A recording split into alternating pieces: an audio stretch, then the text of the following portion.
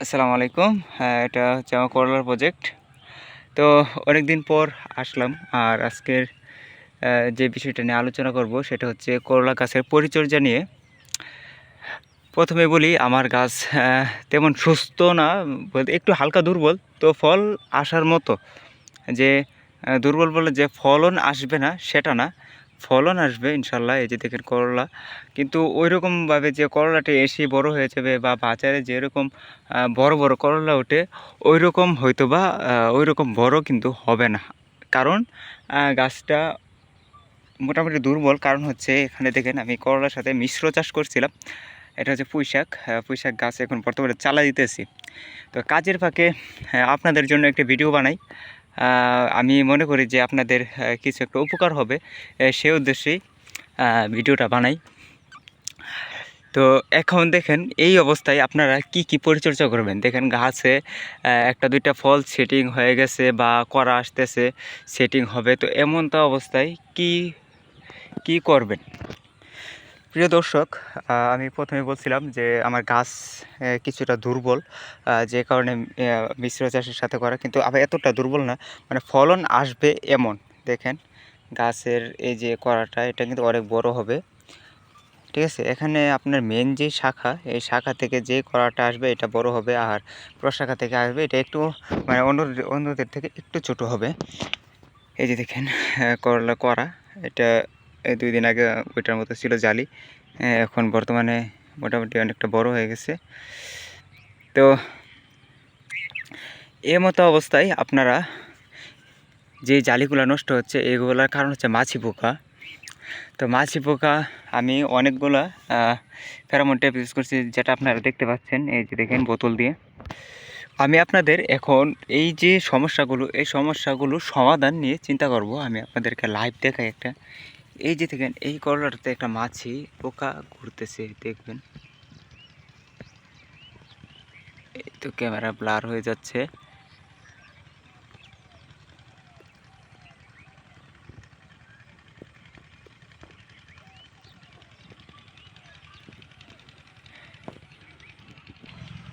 তো এই করলাগুলোতে মাছি পোকা খোল বসা দেয়, যে কারণে জালিগুলো নষ্ট হয়ে যায়। তো এখানে দেখেন অনেক জালি উপরে আছে, যেগুলো নামানো হচ্ছে না। কারণ আসলে সত্যি কথা বলতে কি, এই জমিটাতে আমি ওইরকমভাবে পরিচর্যা করি না। এটা মূলত আমার পুঁইশাকের জমি। আলহামদুলিল্লাহ, টাকার পরিমাণটা না বলি, এটা থেকে আমার দৈনিক ভালো একটা ইনকাম আসতেছে, যা খরচ ছাড়া। আর করলাটা আমি লাগাইছি শুধুমাত্র আমার পারিবারিক চাহিদা মেটানোর জন্য। এই করলাটা লাগাইছি, আর বেচতে যা আসে তো আসেই। তো এর মধ্যে আমি এই যে কাজের ফাঁকে, আপনারা যারা আমার দৈনিক আমার ভিডিও দেখেন তারা জানেন যে আমি একাই কাজগুলো করি, যে কারণে আমি সময় পাই না। আর এতগুলো সময়ের ফাঁকে আপনাদের জন্য একটা ভিডিও দেই, হয়তো বা আমার কোনো লাভ নেই, আপনাদের লাভের জন্যই। আপনারা কী করেন, লাইক কমেন্ট কিছু করেন না। যাই হোক, লাইক কমেন্ট করবেন, এবং আপনাদের মধ্যে যারা ভাই ব্রাদার আছে, বন্ধুবান্ধব আছে, তাদেরকে শেয়ার করবেন। হয়তো বা তাদেরও কিছু একটা উপকার হবে, ঠিক আছে। সবাই সব কিছু জানে না, আমি অনেক কিছু জানি না, বা আমি যেটা জানি আপনি হয়তো বা সেটা জানেন না। তো এরকমই, তো আপনারা এটা শেয়ার করে দিবেন, হয়তো বা তাদের উপকার আসবে। তো এই পোকার জন্য, এই মাছি পোকার জন্য আপনারা এই ফেরোমন ট্র্যাপ তো ইউজ করবেন। তাছাড়া এর পাশাপাশি আপনারা সিনজেন্টা কোম্পানির পুকলেম ইউজ করবেন। সেটা হচ্ছে আপনার বেগুনের আগা ঢলে পড়া রোগের জন্য, বা বেগুন ফলের ফল ছিদ্রকারী পোকার জন্য যেটা ইউজ করে, সেই ওষুধটা পুকলেম 1 প্যাকেট আপনার 10 লিটার পানিতে মিশিয়ে স্প্রে করবেন। তাছাড়া আরেকটা সমস্যা হচ্ছে, এই যে দেখেন এই যে গাছগুলো, ক্যামেরাটা ব্লার হয়ে যাচ্ছে, আচ্ছা ঠিক আছে আমি দেখাতেছি। এই যে পাতার নিচে এখানে কি হয়েছে জানেন? এই পাতাটার নিচে পোকা ডিম পারছে। এই পোকার জন্য আপনারা কি করবেন? এই পোকার জন্য আপনারা এই যে সিনজেন্টা কোম্পানিরই আরেকটা ওষুধ হচ্ছে বীরতাকো ইউজ করলে আপনারা এই পোকামাকড় সব দমন হয়ে যাবে ইনশাল্লাহ, কোনো সমস্যা হবে না। পুকলেম দিবেন মাছি পোকার জন্য, এবং ফল সোজা হইবে। আর বীরতাকও দিবেন এই সমস্যাটার জন্য। আরেকটা বিষয় যে আমি সবগুলা বলে দিতেছি, আপনারা নোট করে রাখবেন। এই যে গাছ দেখতেছেন কোনো সমস্যা নেই, কিন্তু অনেক সমস্যা। এই গাছগুলো মনে হইতেছে না সুস্থ, আসলে কিন্তু এরা সুস্থ না। এই যে পাতাগুলা, এই পাতাগুলা কিন্তু কুকড়ানো, কিন্তু বোঝা যাচ্ছে না। এগুলোতে প্রচুর পরিমাণ লাল মাকড় রয়েছে, যা অনুবীক্ষণ যন্ত্র ছাড়া দেখা যাবে না। এটা সমস্যাটা হয় জমিতে যখন বেশি পানি দেয়, তখন গাছটা একটু বসে যায় এবং লাল মাকড়ের আক্রমণটা বেশি হয়। এখন মোটামুটি ঠিক আছে আগা। তো এটার জন্য আপনারা কী করবেন, আপনারা যে আপনার হাতের নাগালে সিনজেন্টার কোনো পণ্য থাকে, আপনারা একতারাটা ইউজ করতে পারেন। একতারাটা দিলে আপনার কুকড়ানির কোনো রকম সমস্যা হবে না। আর আপনারা অন্য কেউ হয়তো বলবেন যে সিনজেন্টা কোম্পানির ওষুধের নাম কেন বারবার বলতেছি। আসলে এই ওষুধটার দাম যেমন তেমন, এটা কাজ করে অনেক ভালো, একটা বিশ্বস্ত প্রতিষ্ঠান।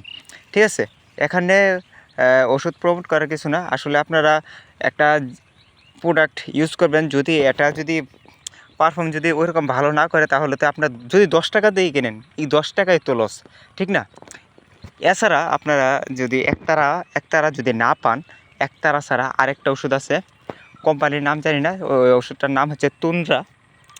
এই তুন্দ্রা যদি ইউজ করেন, আপনারা ওই একতারা থেকে আরও ভালো পারফর্ম করবে। ঠিক আছে, তুন্দ্রা দিলে আপনার কোনো রকম এই যে গাছের পাতা কুকড়ানোর যে সমস্যাটা, সেটা হবে না ইনশাল্লাহ। এই যে দেখেন, এই পাতাটা অনেক সুস্থ কিন্তু। তো এই পাতাটা কিন্তু এটার মতো হবে না, কারণ এটাতে সমস্যা আছে। এই যে পাতা বেঁকে যাচ্ছে, এটার নিচে সমস্যা আছে। তো তোমরা ইউজ করবেন। তাছাড়া আরেকটা ওষুধ হচ্ছে, আপনারা যদি প্রাকৃতিক কোনো ওষুধ নিজে বানিয়ে দিতে চান, সেটাও পারবেন। যেমন আপনারা বাড়িতে যে পেঁয়াজ রান্নার জন্য যে পেঁয়াজগুলো কাটা হয়, সেই পেঁয়াজগুলোর খোসা আপনার একটা বোতল, 1 লিটার বা 2 লিটার বোতলের ভিতরে পেঁয়াজের খোসাগুলো ভরে রাখবেন। হ্যাঁ, রেখে 5 থেকে 7 দিন পর এটা আপনার জমিতে ধরেন 20 লিটার পানির সাথে 1 লিটার পেঁয়াজের খোসা মিশিয়ে তারপর স্প্রে করে দিতে পারেন। তাহলে আপনার জমিতে কোনো রকম পোকার আক্রমণটা, মানে আগের থেকে, মানে স্বাভাবিক থাকলে যে অবস্থা, তার থেকে পোকার আক্রমণটা কম হবে। এবং আপনার এই কুকড়ানোর জন্য একটা ওষুধ আছে, সেটা হচ্ছে আমাদের যে কাপড় ধোয়ার পাউডার আছে, সেই পাউডার 1 লিটার পানিতে 1 গ্রাম হারে 1 লিটার পানিতে 1 গ্রাম হারে পানিতে মিশিয়ে ভালোভাবে ফেনা করবেন, মানে পাউডারটা যেন ভালোভাবে মিশে যায়। তারপর স্প্রে করে দেবেন, দেখবেন এই কুকড়ানো দাগটা সরে যাবে। ঠিক আছে, কিন্তু ওষুধে যেরকম কাজ করে ওই রকম করবে না, একটু কম করবে। তাও বলে দিই, এই যে কুকড়ানো সমস্যাটা, এটা সমাধান হবে ওষুধ। আমরা বাজার থেকে কুকড়ানো ওষুধটা কিনে এনে, যেমন একতারা বা তুন্দ্রা, এগুলা এনে যে ফলাফলটা পাবেন, তার থেকে একটু কম পাবেন। ঠিক আছে, কিন্তু কাজ করবে আস্তে আস্তে। আর করলা গাছ যারা চাষ করছেন, দেখেন আমার আগা বাইরে আসতেছে। আসলে এগুলোতে আসার মতো তেমন একটা সময় পাচ্ছি না। তো ফলন আছে মোটামুটি সারা জমিতে, আপনারা দেখতে পাচ্ছেন যে ক্যামেরাতে মাশাআল্লাহ কী পরিমাণ জালি আছে। তো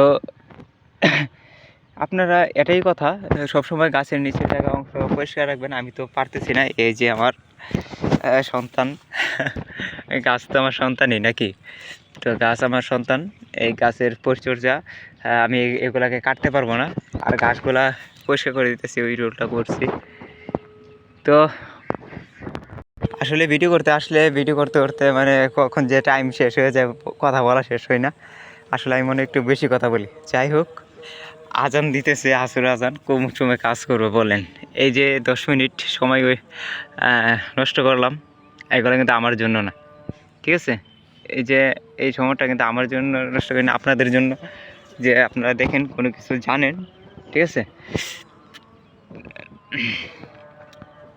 তো ভিডিওটা আমার একটা দাবি, যারা কৃষি করে তাদেরকে জানিয়ে দিবেন ইনশাল্লাহ। হয়তো বা আপনাদের বন্ধুবান্ধব যারা আছে তাদেরকে জানিয়ে দিবেন ইনশাল্লাহ, তাদের বেশি না হোক, অল্প হলেও উপকারে আসবে।